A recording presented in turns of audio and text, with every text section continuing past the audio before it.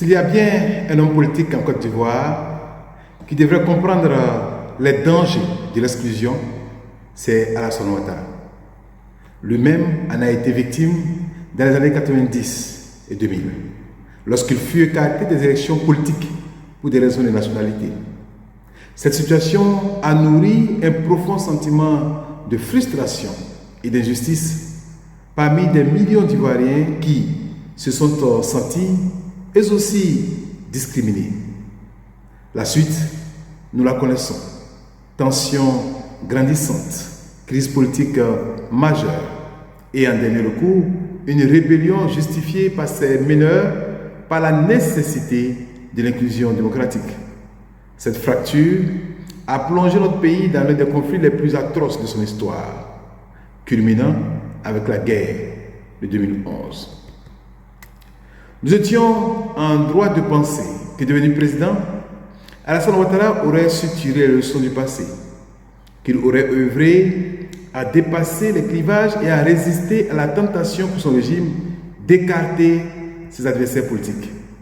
Mais au lieu de cela, la justice a été instrumentalisée pour neutraliser ses opposants, transformant l'arène politique en un champ de règlement de compte. Cette logique, hélas, du passage en force met en péril non seulement l'équilibre démocratique, mais aussi la paix sociale, si précieuse à notre pays. J'ai déjà eu l'occasion de le dire, aucun des acteurs politiques actuels, moi y compris, ne sera en activité dans 50 ans. Mais la Côte d'Ivoire, elle, restera.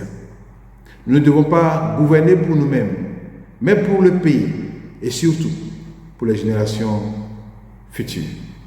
L'histoire offre à chaque dirigeant une opportunité unique, celle de laisser un héritage de grandeur et de prospérité, ou au contraire, un pays déchiré par les divisions et les rancœurs. Que gagnons-nous à s'aimer le chaos et la défiance, à dresser les populations les unes contre les autres? C'est vrai, en politique, le rapport de force est un facteur décisif. Le régime actuel peut penser qu'il détient fermement les leviers du pouvoir et qu'il peut écraser toute adversité.